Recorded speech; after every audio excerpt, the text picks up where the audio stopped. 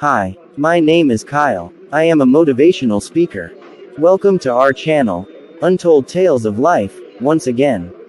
In today's video, I am going to reveal 12 qualities a 21st century leader or a manager needs. You must have already seen many videos on leadership skills. However, this is not just another video on the topic. Here, we go through some case studies, examine the reasons of human behavior thoroughly, and then suggest a more professional and productive way of dealing with issues at your workplace. This is an hour-long video, so it is divided into sections for your better understanding.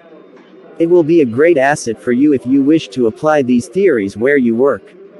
Alright, now that you have an overall understanding, let's begin the video. Please like, share and subscribe if you appreciate our efforts. So, here we go. 12 qualities of a 21st century leader.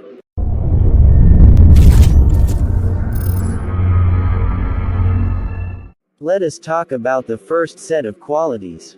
These qualities can be called personal qualities.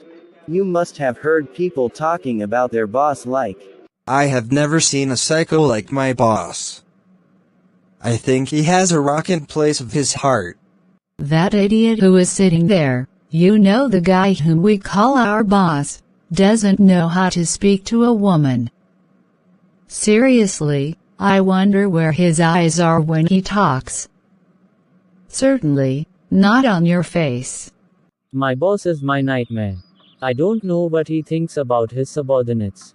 He thinks we are all his slaves. He is certainly not a good guy.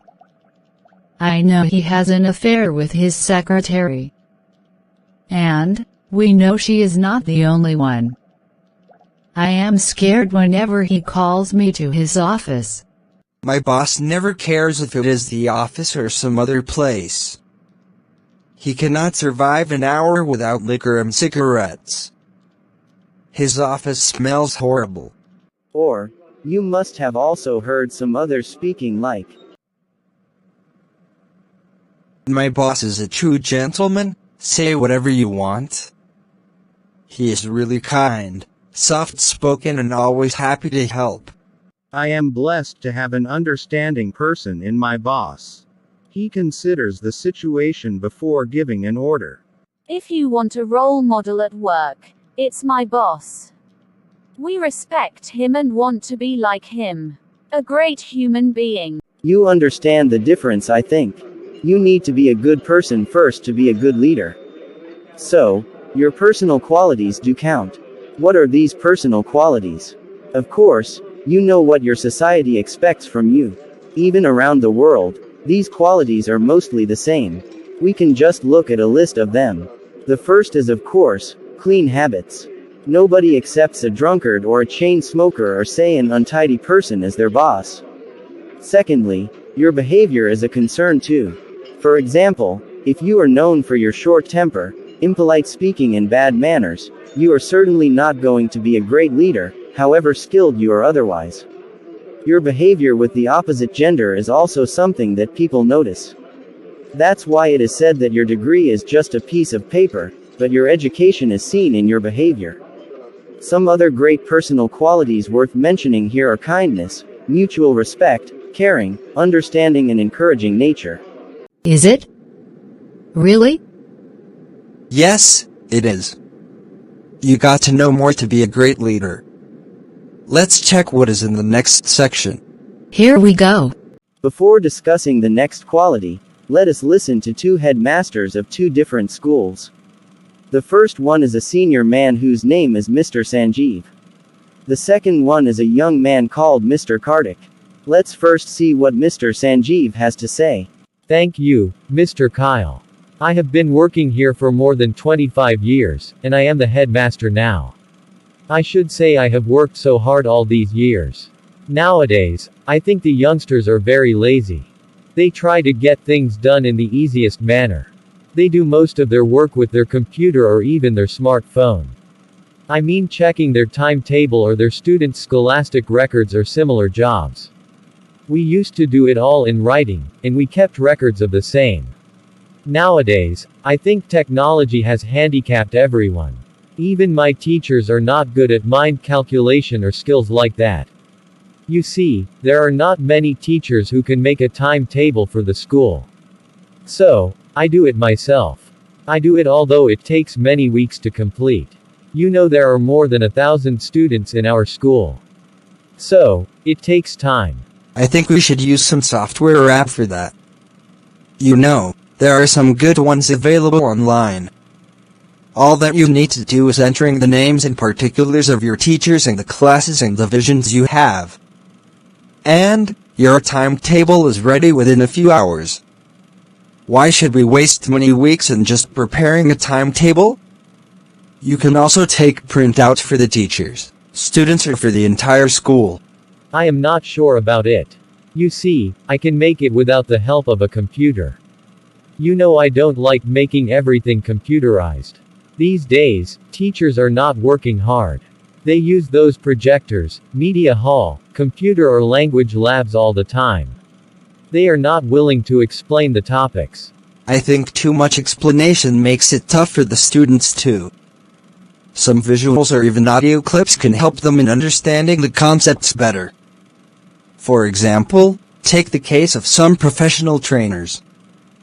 Do they follow the old chalk and talk method? No, they don't. It's obviously difficult to stay focused in such classes. The same is the case with school students too, if you ask me. I think technology is good. Maybe in some cases. But, students are lazy too these days. They don't want to listen. In those days, we would listen very carefully or our teachers would punish us. Nowadays, even a primary school student wants to operate the computer or the projector or any sophisticated tool. That's quite natural. They are the next generation, you see. I think we too should upgrade ourselves and be a little techno-savvy. Or else, I think we will end up producing some incompetent and unemployable graduates and postgraduates in future. Now, who do you think is a better leader here? Mr. Sanjeev or Mr. Kartik? Yes, you said it. Mr. Kartik, the young man is a better leader as evident from his talk. What is the quality that makes him a better leader? Of course, it is because he is techno-savvy. So, that's the second quality you need to have if you wish to be a 21st century leader. You must know how to use the latest technology. Old people may say that you are lazy or you are not willing to work hard, but you should know these are the days of smart work. Companies do not see how long or how hard you work. Instead, they check how efficient and productive you are. Only such people can enable their company to compete in the market. So, you should make the best use of the latest technology. It doesn't mean installing all the most costly and sophisticated devices all around you without knowing how to use them. You should identify your requirement before deciding what version of the technology serves your purpose. This way, you can ensure that your work is always done in time most effectively, using the minimum resources, ensuring the optimum quality output. Before considering the third quality a 21st century leader is expected to have, let's study another case. This is the case of a very talented young lady who quit her job because she was not comfortable with her boss. Her name is Chandana, and she belongs to Rajasthan. She had a very decent salary, but she decided to go back to her home state and work for a smaller company at a salary that was at least 30% less.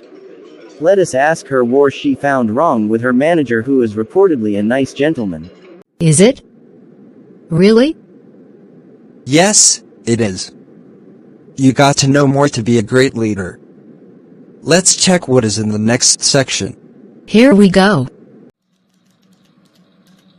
Yes, of course. I have nothing against the manager. He was a gentleman. In that case, would you mind telling me why you quit? Well, I was not comfortable working with him because I could not follow his language. Most of the times, he spoke in their regional language, because he was not comfortable with English or Hindi. You know, I was born and brought up in a Hindi-speaking state. But, my manager could not speak Hindi. So, Naturally, I had trouble in not only understanding his instructions, but also giving him convincing replies. This resulted in serious communication gap between us. In worst cases, I am afraid, some of my colleagues used it to their advantage. I am sorry. That could be really a challenge. Didn't you tell your manager about this problem? Well, I had no chance to do so in the public meetings, because they spoke in their regional language. The second option was to tell him personally about it. I think I didn't have the courage to do that. I thought it would look something like I was trying to use the language barrier as an excuse for poor performance. Now, it is understood that there was a clear case of communication gap. It is accepted that communication skills play a major role in the success of a leader.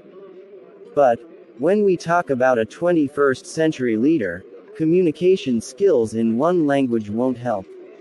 So, our third point under discussion is being a multilingual. Yes, a 21st century leader should be fluent in multiple languages. This is because in today's world people working in multinational companies belong to different states and countries. And, it is the job of the manager to get the work done. So, he needs a few languages to talk to all. We can put it like this. A successful manager should be able to communicate well in the regional language because that is certainly spoken the most. Then he or she should know the national language because that is learned by most people. The next language is English, which is the most helpful in bridging the gap between people. You know, it is the universal language. So, you should know minimum 3 languages if you wish to manage people in the 21st century. It is better if you know how to not only speak but also read and write them. If so, you wouldn't lose employees like Chandana. Is it? Really? Yes, it is. You got to know more to be a great leader. Let's check what is in the next section. Here we go. Fortunately, my manager doesn't have that problem.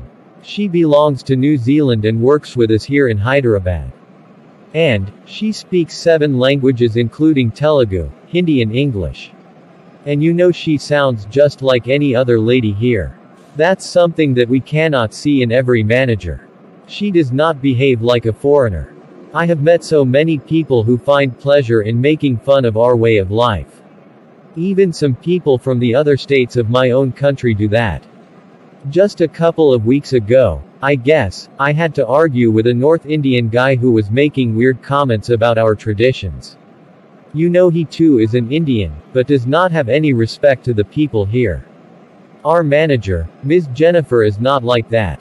She celebrates our festivals with us, wishes us on such occasions, and sometimes even helps us recommending for financial loans. She is very happy to attend our functions, you know, somebody's marriage, a housewarming ceremony, or a child's naming ceremony. You see, she never has such functions back there in New Zealand, and she can easily say no. But she is only happy about it. Do you believe it if I say she knows the characters in our epics? She is a great lady, and we are always happy to take orders from her. We, as a team, never let her down. Now, what do you think makes this man talk such great words about his manager who is a foreign lady?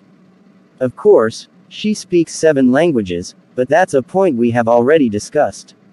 What else do you find in Ms. Jennifer's behavior? Yes, she respects everyone's culture. That's the 4th quality a 21st century manager needs to have. That you are the manager doesn't mean that you are licensed to belittle your subordinates. Nor do you have any right to call yourself superior to them. We all live in a world of diverse cultures and beliefs. Nowadays, people are more sensitive about such differences too. As a manager, if you respect the cultural differences, you are more likely to influence them. Then, they stand behind you following your instructions because you treat yourself as just one among themselves. That makes a Is it? Really? Yes, it is. You got to know more to be a great leader.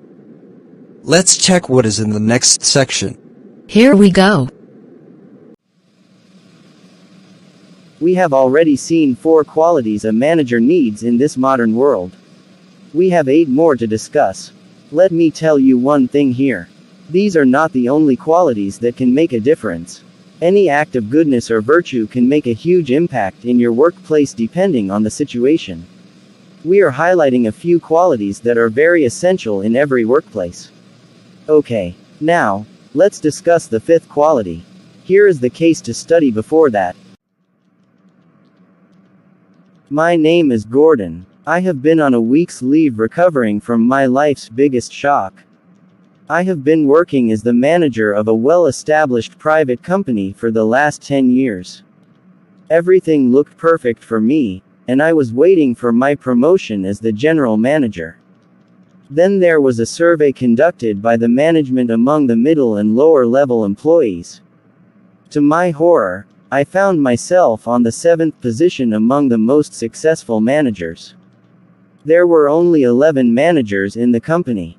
Only 4 of them were worse than even though I would rate myself as the best among all. What went wrong? I was puzzled. You know, my door was always open if anybody had any problem. I never shouted at anyone. I never had any of my subordinates complaining against me. I wanted to know why I was only the 7th best, or better say the 5th worst performer. So, I went through the result sheets. In 4 columns, I topped the list. They were communication skills, personal behavior, punctuality and crisis management. Still, where could I go wrong? I saw my name was much down there in the list in many other aspects. But, the one that shocked me was that I was the least approachable manager according to my own subordinates. That was too much for me to bear. I thought of even resigning. For 2 or 3 days, I could not help my tears. How could my staff do this to me? What didn't I do for them? I would go with them to restaurants. I sang and danced with them in our parties. I would sit with them to have my lunch every day. I knew there was not even a single manager who did that. Still, why? My general manager understood my pain and suggested that I should take a break. Thus a week's leave was granted. On the 4th day, he mailed me some significant observations made by some employees for which I should be thankful to them, according to my GM. Yes, they were right, I felt after reading them. It was only after a patient reading of the entire document that I understood how foolish I was to think that everything was alright. I had only words to offer them. I would always say, "Don't worry, that's not a problem, man, you are making yourself sick, concentrate in your job," and so on. I never gave them real solutions. I just gave them blind, useless and senseless suggestions. So, my door was open, but my ears were not. So, they seldom went out of my office with a solved problem. This means, they could approach me, but approaching me was useless as their problem remained theirs. Now, where do you think Mr. Gordon has gone wrong? He says that he never solved the problems of his employees. What sort of problems? Personal problems or official problems? Did you think about it? Can we think that Gordon doesn't have problem-solving skills? If that's the case, how comes he is good at crisis management? You see, that was one of the 4 areas where he topped the list. Then, what was his problem? When you examine the case thoroughly, you will understand that Gordon's employees reported mostly their personal problems. That means he was skillful enough to meet the professional standards expected by the company.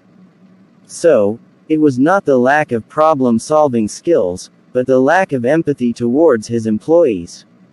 It is evident that he often ignored the personal problems of his employees and tried to extract their professional best. But, the resentment amongst his staff was always hidden. He thought that being approachable means being social. Actually, it is not. It is the trust that you build in your employees that prompts them to approach you. You need to prove yourself empathetic towards them. Of course, your job is to get things done. But you are not dealing with machines. They are humans. They have their families, a lot of emotions attached, and they get affected sometimes. At times, they feel that insecurity and fear grips them.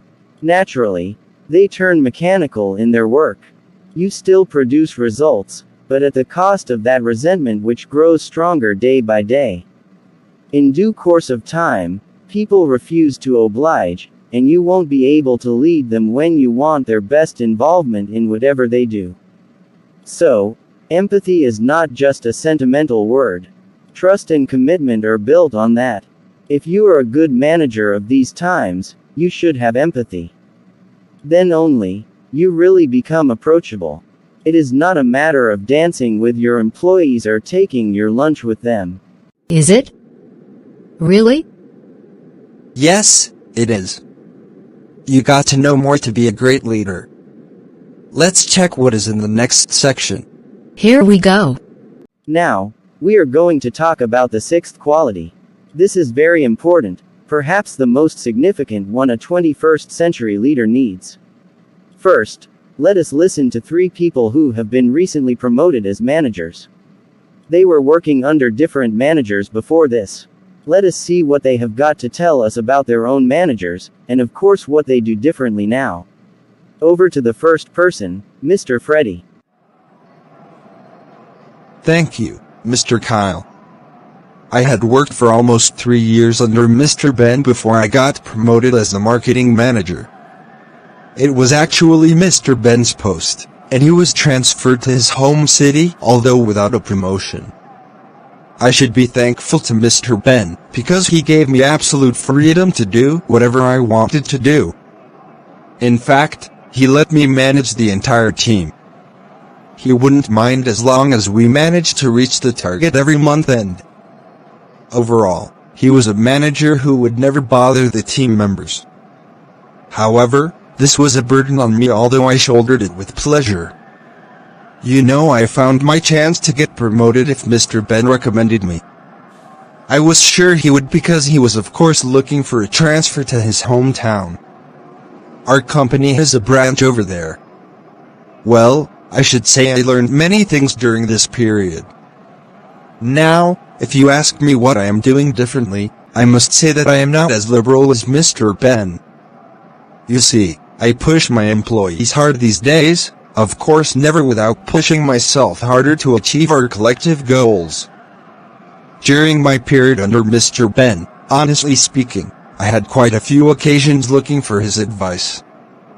He would tell me to take my own decision in such situations. Sometimes, it was horrible for a junior like me. I don't want any of my team members to feel the same. I always tell them that I am there to not only advise but also assist them. Maybe I am a bit more supportive, but I do expect the best from them. Anyway, their work is theirs. You know, I should never take credit of someone's work. So these days, our results are even greater. Oh God, I am much relieved these days working as an HR manager here in a food exporting company. I quit my previous job as an assistant manager from a company in my hometown. I am sorry, I have nothing much great to say about me ex-boss. I somehow managed to work under him for 2 years, and it seemed like 2 decades for me.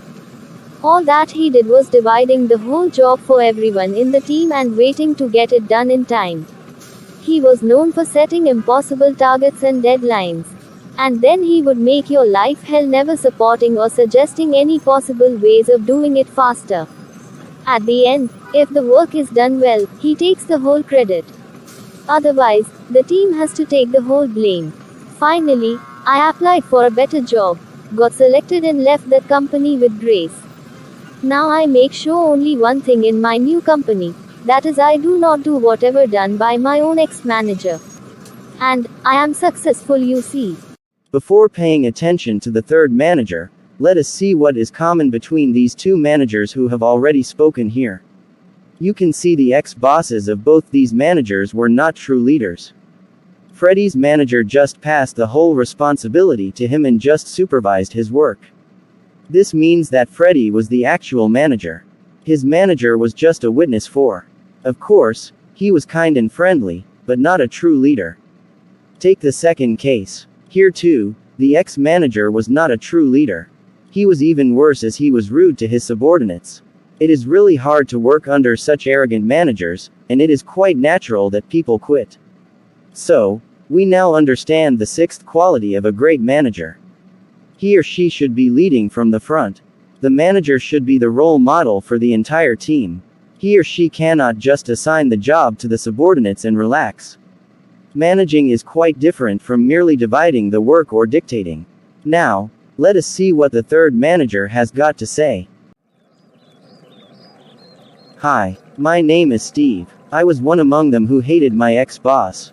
But today, I am one of his admirers. Actually, he is a true leader. It is true that his plans always sounded crazy, and I was the one who criticized him so hard. However, he never lost his cool. I remember, one day in a meeting, he told us he was going to run a spoken English course for the fourth category employees. I was amused by the idea of teaching all those janitors and attenders how to speak English well. We used to talk about it and laugh whenever our boss was not around. However, he got a professional trainer appointed for the task. Our boss himself handled a few sessions now and then. After a couple of weeks, there were more people from our own office willing to take sessions. Within a month, most participants started impressing us with their speaking skills. Actually, it was then I realized speaking has nothing much to do with your education. One more lesson I learned from that training program was not to underestimate anyone. At last, I am not sure whether you will believe it, 2 of those participants impressed our CEO with their speeches who attended the closing day program. They were lucky that the CEO himself spared some time to see what was going on. He was surprised to know that both of them were graduates, working as 4th grade employees. Today, one of them is a junior accountant in our office whereas the other one got promoted to the administration department. They are never going to forget our ex-boss, Mr. Nagaraj. Well, you see sometimes people are really influential, especially when they are capable of leading from the front. I too got a promotion recently, thanks to Mr. Nagaraj who taught me how to be the best version of oneself all the time. Then, he left us but we should not worry. You know he was transferred to our central office with a promotion. Well, that's the case. A true leader should be leading from the front. Just like Mr. Nagaraj, you may perhaps know the story of the former Indian cricket team's captain, Sourav Ganguly. He too is a great example of such a leader. He was made the captain when the team was struggling to perform as a unit. They used to lose more than half of the matches they played. Above all, the game itself was affected by the allegations of match fixing. Sourav Ganguly could then guide from the front, bring his team members together and save the face of Indian cricket. They lost in the World Cup final under his captaincy, but not before he boosted the morale of the team and restored the dignity of the sport. Even today, his contribution is considered really great. So, that's the 6th quality of a true leader. Let's now see what is the 7th one. Is it? Really? Yes, it is. You got to know more to be a great leader. Let's check what is in the next section. Here we go. I am Rose, a junior clerk. I have worked under 3 managers in the same company. All the 3 got fired and now we are waiting for our new manager. Don't think that our company keeps firing the employees. It was all the fault of these managers. The first one was a lady who was a feminist.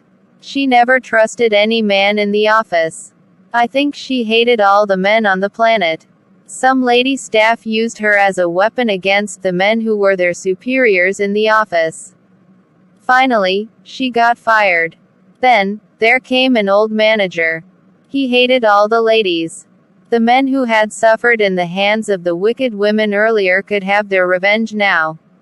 1 or 2 such ladies who were known for their misdeeds even lost their jobs. Later, this old fellow too got fired. The third guy was even more dangerous. He was never bothered about the gender of his staff.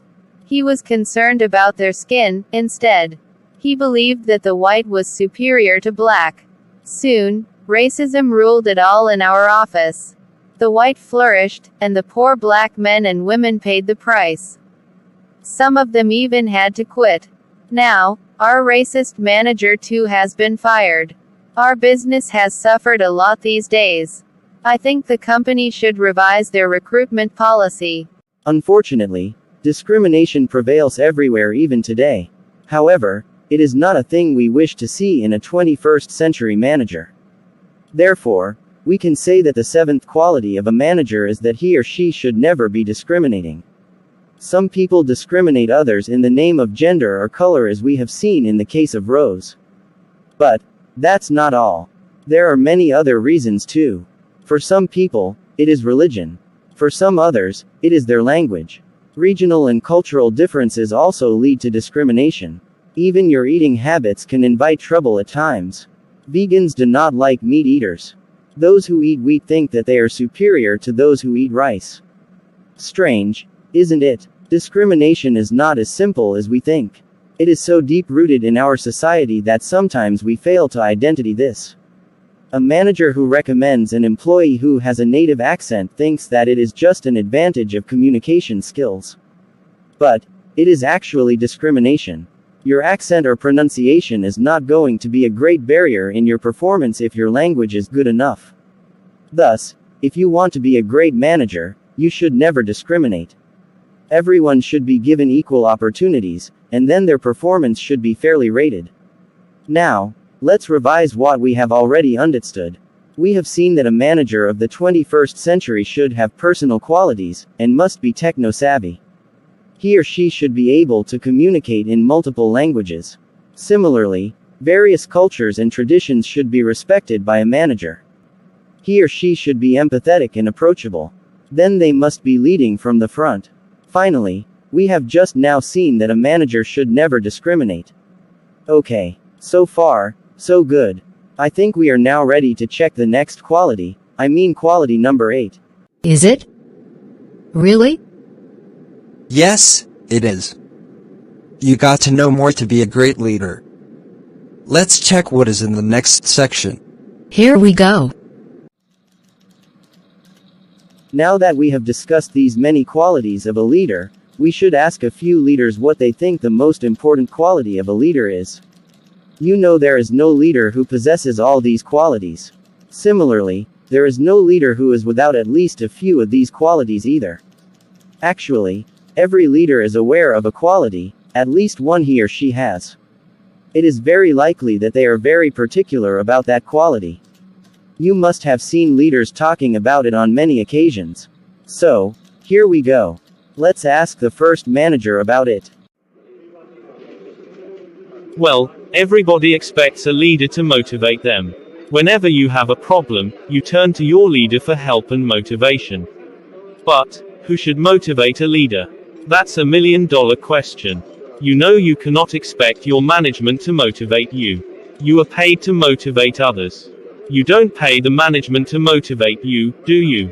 For this reason, I would say the best manager should be self-motivated. You cannot survive as a manager unless you are self-motivated. Because getting things done may look so easy, but it is not so actually. Things go wrong often. You don't always get the desired results. Sometimes, you just do not know what to do, but you cannot say that. The whole world is going to blame you if things go wrong. People are just waiting to see you fail, or to prove you wrong. Who will motivate you in such situations? I think you are the best person to motivate you, especially if you are the leader. You said it. Well, how do you manage to motivate yourself, especially in those tough times? Do you apply any tricks? To be frank, there is no such trick. Motivation is not anything like that. You need to organize your behavior, or say every activity, I guess. That's what I do. These are simple acts that can together make you much stronger or mentally prepared to face anything.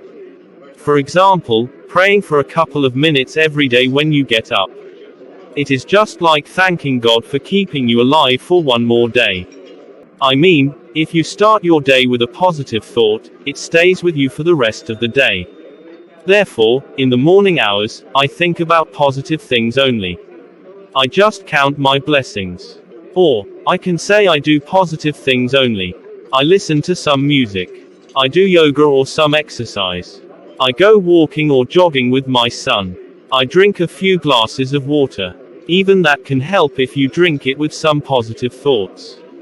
That's great. Well begun is half done, I agree. But, how does it help in dealing with the problems at your workplace? You know you cannot keep listening to music or drinking water all the time, can you? I agree. Let us understand one point here. We do not say that our problems or issues are going to disappear if you keep doing such small things. Instead, it energizes you, physically, intellectually as well as spiritually. So, you are never shocked or stunned by any incident because you are composed. This is something like giving yourself the privilege of looking at the problem from a broader angle or perspective so that you can understand it fully. Because, you are full of positive energy which is surely going to make the process of solving the issue easier. When you manage to solve your problems in time, they don't affect your peace of mind. This motivates you to deal with more challenging issues. This becomes a habit, and you motivate everyone in the process. Because they never see you buckling to pressure. And, they just imitate you. This is the way it works. You are right. I too feel sometimes people overreact because they are not mentally prepared to face the problem. Thus, they lose their cool and mishandles the issue. Yes, that's it. Such a thing seldom happens if you are self-motivated. Glad to see that you get my point. You know problems are never going to last forever. Some people just keep worrying about the problem, but they do not solve it. Then it leads to misery. On the other hand, if you keep your cool, the problem gets solved without affecting you in any way. You will find some solution for sure. You know every problem has a solution. But, to make it practical by motivating others, you should be self-motivated first. Is it? Really? Yes, it is. You got to know more to be a great leader. Let's check what is in the next section. Here we go. It is indeed very essential to be self-motivated if you wish to be a true leader. However, as I have already told you, different leaders may differ in their opinion. Let us now ask another leader. Yes, of course. Self-motivation is a great thing. Another practice which is equally important, I would say from my own experience, is promoting organizational behavior. No doubt about it. What is your idea of it? I think everything should be standardized. I mean, people should know what is the standard behavior expected from them. I can tell you a story that happened in my own life a few years ago. I was working in a small biscuit manufacturing company. It was my first experience as a manager. As I was not experienced, I think, many employees didn't take me seriously. I found many practices that I could not accept as a manager. For example, whenever they had a complaint, they used to crowd my office. Strange, isn't it? They would all come like a procession, and the boldest ones, 2 or 3 of them, would explain their problem. And all the others would stand there as silent spectators. You see, this is what I call a substandard behavior. Why should they come in groups? What if something happens in the production units? Who is going to take care? This behavior was unacceptable to me. So, I made it clear to everyone. If there is a problem, let the concerned person talk about it. Others are expected to mind their business. Of course, if anything of common interest is to be discussed, we could do it in our official meetings. You get my point. Yes, I do. Standard behavior is expected from everyone. Organizational behavior, I would say. That's what I tell my colleagues.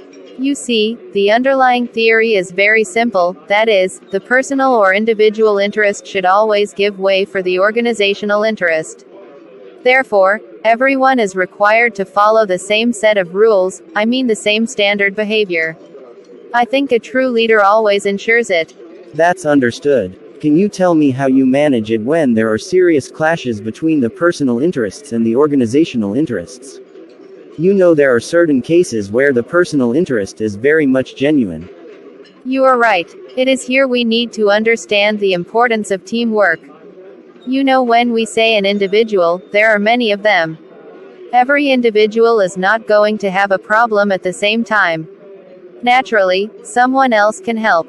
There, he is not helping the individual, but the organization itself.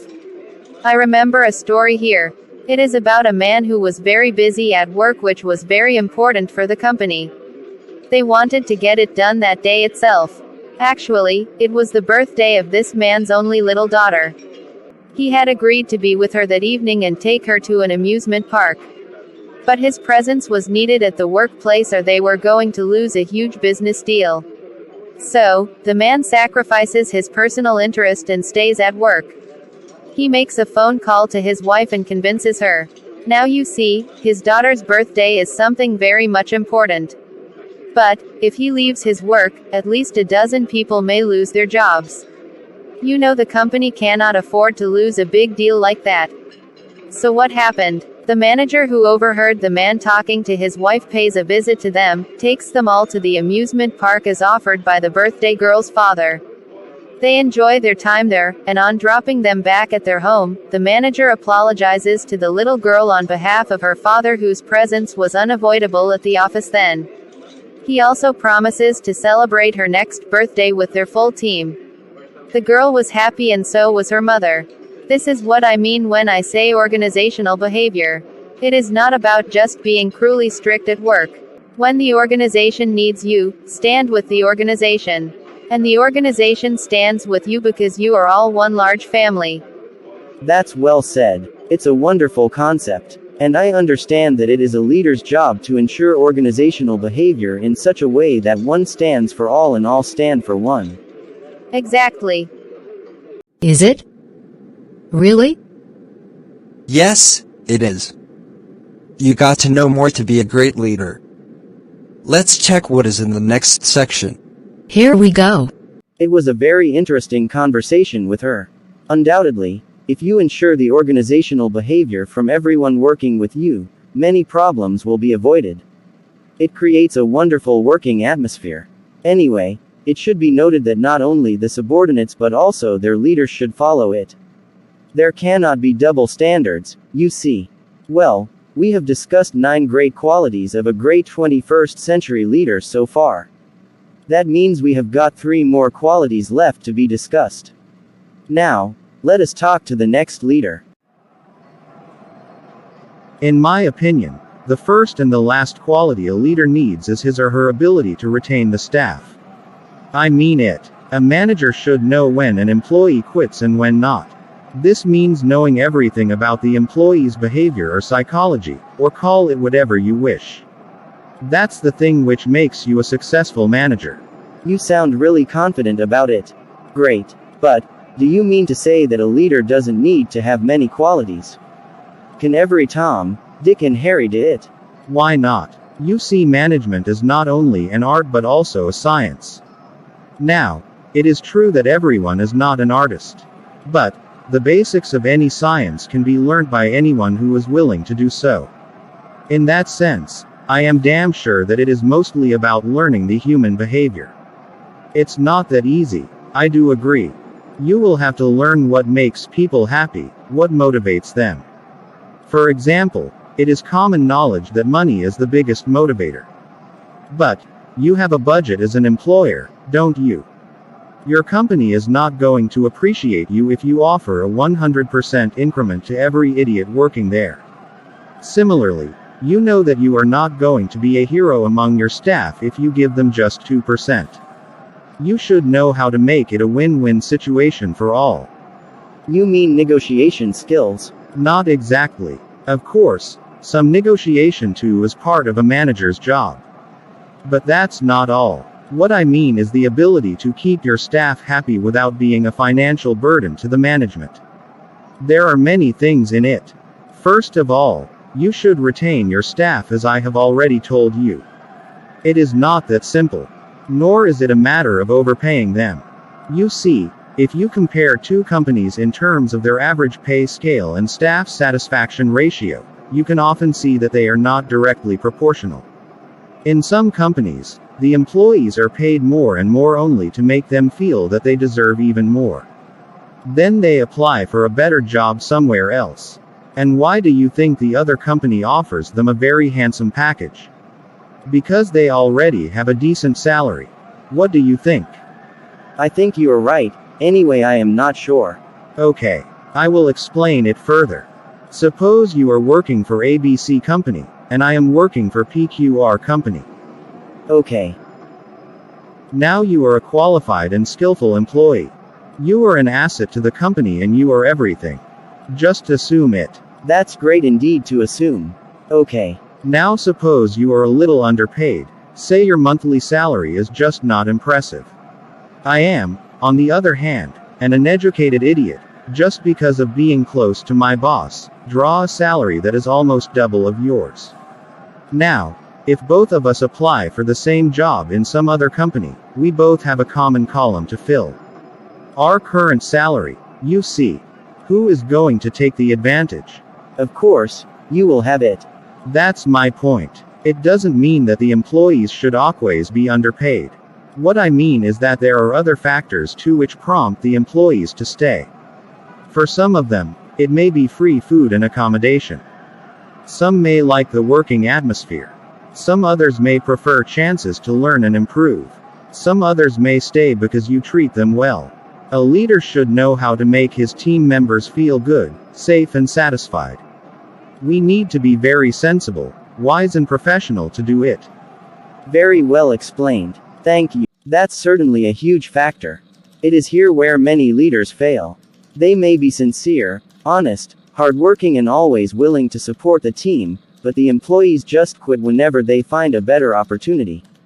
It seems unfair, but that's the way it is because everyone is ambitious. I personally know quite a few managers who treated their employees well but could not be successful in the business. This is because they are not good at making sure that their employees stay longer. Well, that's the 10th quality. Is it? Really? Yes, it is. You got to know more to be a great leader. Let's check what is in the next section. Here we go. You may wonder if a human being can possess these many qualities. Let me remind you here that a 100% perfection is not what we call human. We are talking about a few qualities that can make our work easier and more effective. Alright, let us now pay attention to our next guest. You know, I am an entrepreneur. We recruit new managers every year as we extend our business. Frankly speaking, it's a great challenge. Would you tell me why it is so? Well, every year we interview at least 100 of them. They are all well qualified, but very few of them are employable. They all talk big things, but if you give them a task, it just beats them. What I mean to say is that people these days, especially youngsters, lack practical sense. To be simple, they just do not know how to do their job. So, I would say a manager should have practical knowledge, not just that theoretical stuff. But how is that? I mean, how can a well-educated person lack practical knowledge? Sadly, the colleges or universities these days have been very liberal. I think we have more universities than what we need. So, it is a question of survival for them. Therefore, they are competing with each other, unfortunately not to improve their quality but to have more admissions every year.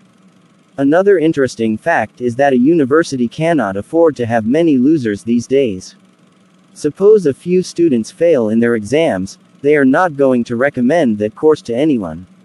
The universities are afraid that they will lose admissions in the coming years. Thus they are forced to pass everyone as far as possible. As a result of all these, universities are not producing many employable candidates these days. They have been reduced to mere certificate holders. How can we expect them to be good managers? You are right. Do you have any suggestions to improve this situation? Secondly, can you tell me what you do about this challenge?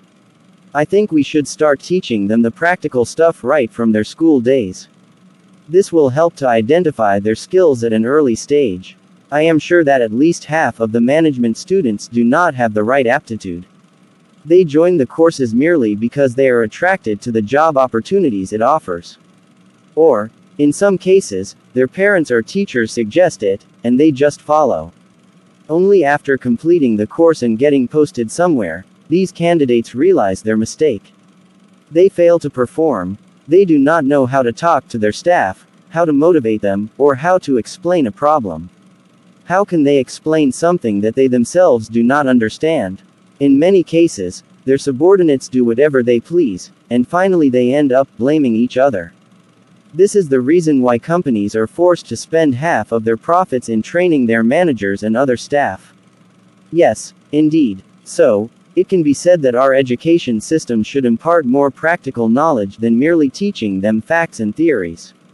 Absolutely. A manager should be practical if he is to be a leader. He should know how to do the real job.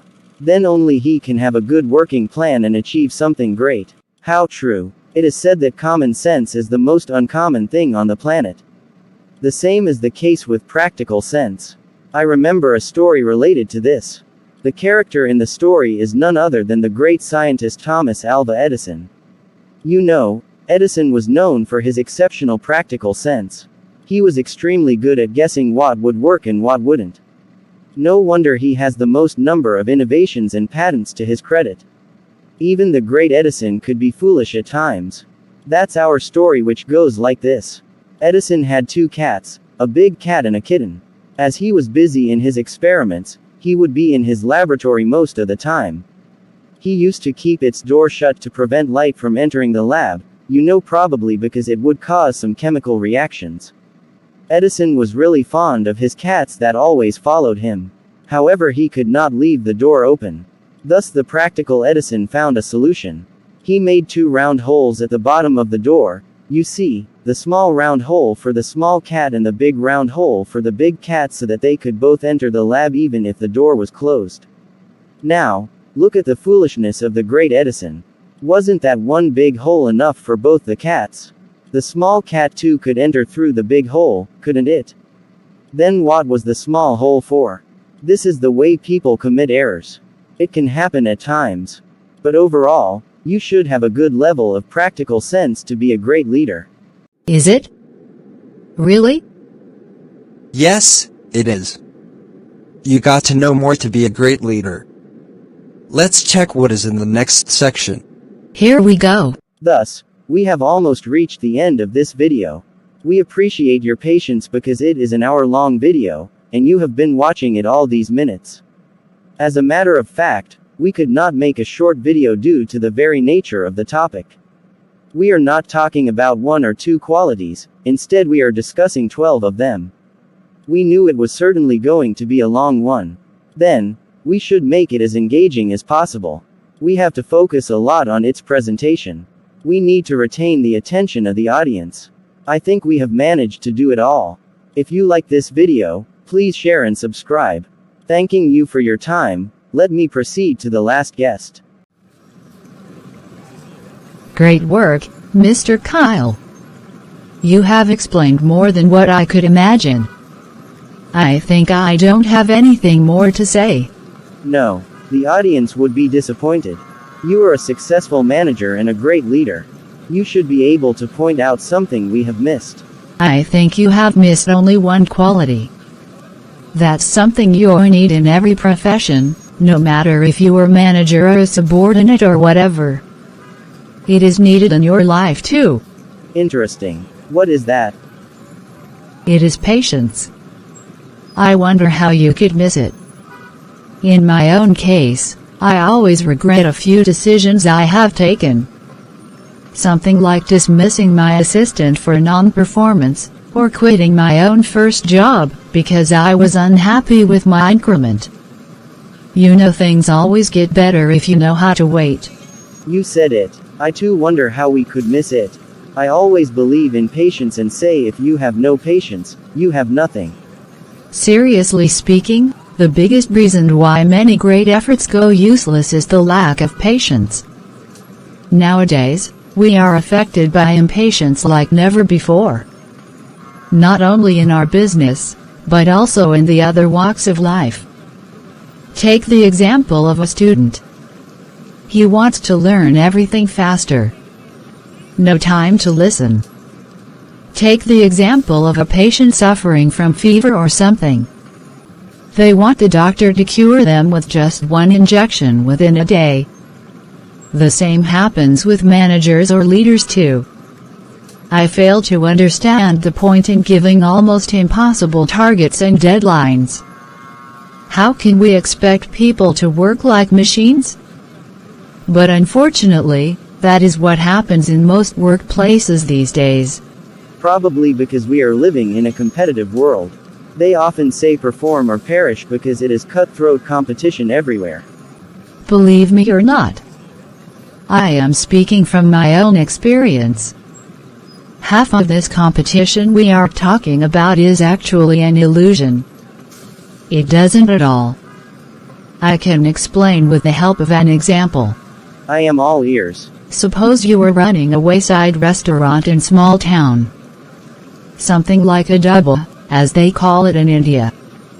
Now, suppose somebody opens a 5-star hotel near your restaurant. You should not take it as a competition. If you do, you are being senseless. But why? It could be a threat, you see. It's nothing. Because the customers of an ordinary restaurant are not going to choose a star hotel also suddenly. That's just not what they want. Similarly, a person who is looking for the ambience of a 5-star is unlikely to get into your restaurant at all. He will choose to drive to the next town where he can find a better place. So, there is no point in assuming competition. Your business is not going to be affected by everyone. Sometimes, the employees are given extra targets or burdens to face the so-called competition which is not real. That's why I say, be patient.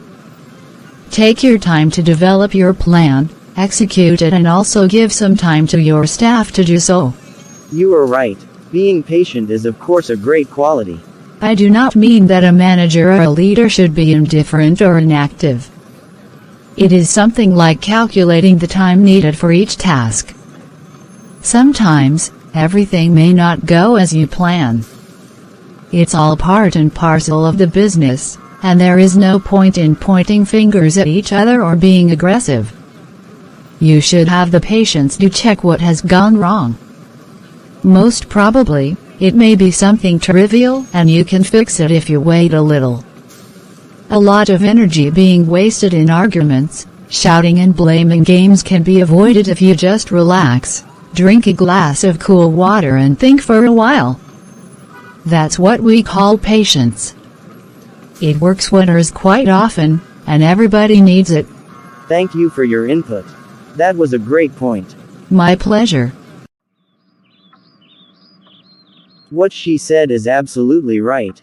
Her theory that explains the illusion of competition too was explained clearly. I too have often felt that many managers make their subordinates do unnecessary tasks in the name of competing with others. The problem is that everyone needs instant results.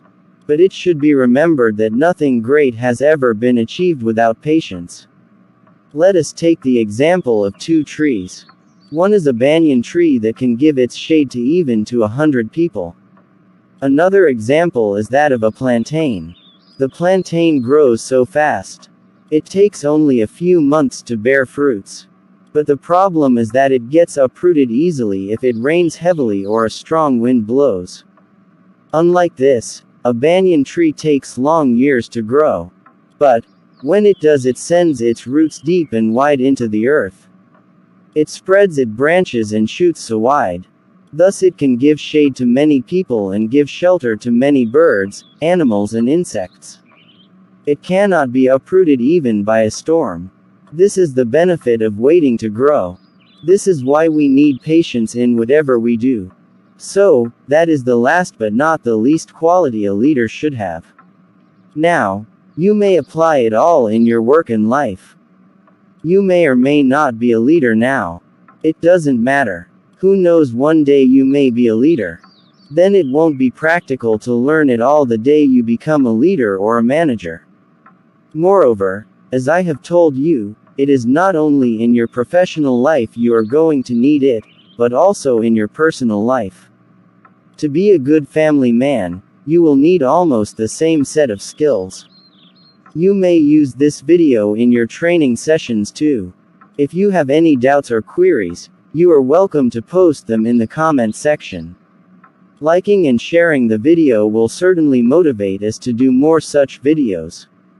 Please do subscribe so that you may get notified whenever a new video is posted in our channel. Thank you for watching. See you again soon.